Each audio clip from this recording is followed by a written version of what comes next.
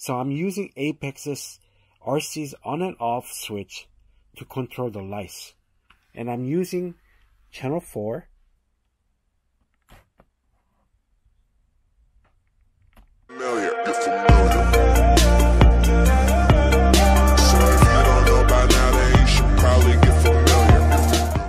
Welcome to Big Sound Hobbies. Today I will share my current setup on my Axial Capra and why I have made the changes that I did. Recently I've been getting quite a few requests to share my setup for the Capra. For a while I had been wanting to give a Capra a try. I was looking to pick up a kit version since I will be changing a few things on it, but my local hobby store had a deal on ready-to-run version that I couldn't just pass up. It was cheaper than the kit. Not sure why, but that works for me. That being said, it is no longer a ready-to-run version. As soon as I had it out of the box, I tore it down, greased appropriately, and rebuilt it to a spec that I wanted. It is still going through some fine-tuning, but I think it is very close to where I want it to be. So let's get into it. One thing, the changes that I made to the Capra focus on 3 areas. First, lower center of gravity. Second, get as close to the 60-40 weight distribution. And 3, address the high gearing. Let me start from the outside and then we'll take a look under the body. Shocks. I went for a shorter 90mm shocks. It's actually a Traxxas TRX4 GTS shocks, modified to use the Lozi mini T-springs and Beef Tube aluminum spring cups. And I have it mounted up upside down to help with the CG. I'm using the soft pink springs on the front and medium red springs on the rear. The shorter 90mm shocks provide enough flex and helps to lower the CG while not having to deal with limiters or moss such as the pen spring moss. Tires and wheels. I went with the 1.9 wheels with the J Concept Ruptures tires with the Proline dual stage foams.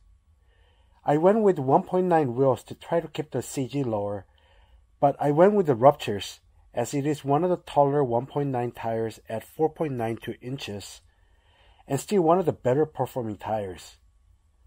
It provides that extra bit of clearance while still being 1.9 tires. Since the Ruptures are a bit taller, the Proline dual stage foams works really well with it. Breastways. In order to shoot for the 60-40 weight distribution, I had to add a bit of weight to the front. I added trio outer portal as well as the inner portal covers to the front. However, it still fell short of the 60-40, so for now I have breast wool weights added as well. This is going to be a temporary solution and I'll be looking to fix this with more static weight, but this will have to do for now. TGH offers 2 overdrive options, mild and wild, but recommends the wild overdrive gears for Capra, so that's what I'm going with. Here's the standard portal gears with 23 teeth and 12 teeth, which has 0% overdrive. Here's the TGH's wild overdrive gears with 20 tooth and 50 tooth, which provides 36% overdrive. You can clearly see that the front is rotating much faster than the rear. Looking from the front, there are a few changes to it as well. I changed the servo to 35 kg Amazon servo. It's adequate enough for now, but eventually it will be upgraded. I'm also using Vanquish metal servo mount. It provides much more stability over the stock plastic servo mount. I also replaced the servo horn to a Vanquish 20mm metal servo horn, which fits the Capra well. Looking from the underside, the big change is to the skid plate. The stock skid plate with the hump, while it helps to lower the CG, the belly will get hung up a lot. To minimize that, I swapped in Bader product flat skid plate. While it raises the CG a bit, that extra clearance makes a huge difference. As for links, I'm still using the stock links, but eventually I might look into high clearance links.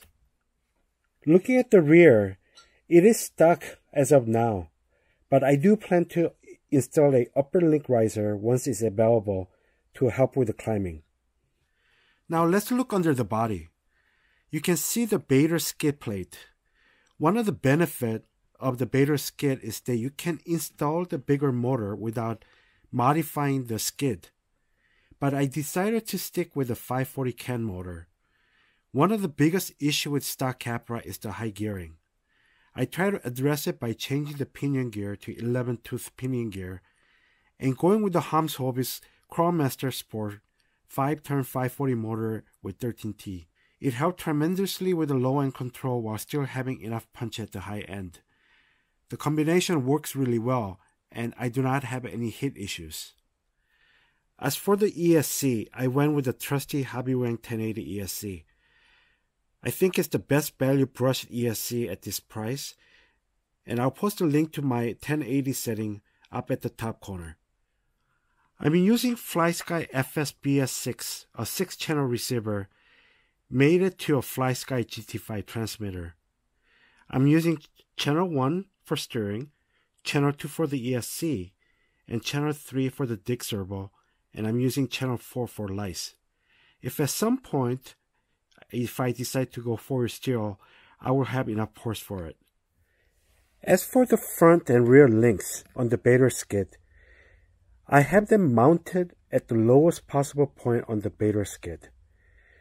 The instruction for Bader skid was not very clear, so I had originally mounted to second hole from the bottom per the pictures, but I found that raises the CG, and I'm liking the lowest point. As for the dig servo, my stock servo died while it was being adjusted.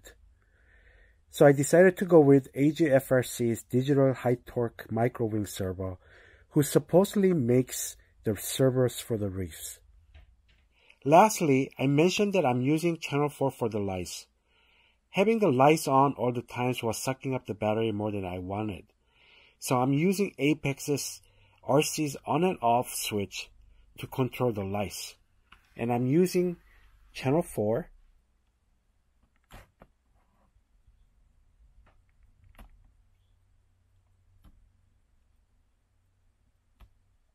This allows me to run without lights until when I need it. I think that covers all the changes that I've made for the Axial Capra. I'm still trying to address the front weight bias, but in general, it's a great performer, and I'm really liking the changes that I've made so far. Hope you found the information useful, and don't forget to let me know what you think in the comments. Please like and subscribe, and hit the notification bell to be notified of future videos. Thanks for watching Bigs and Hobbies.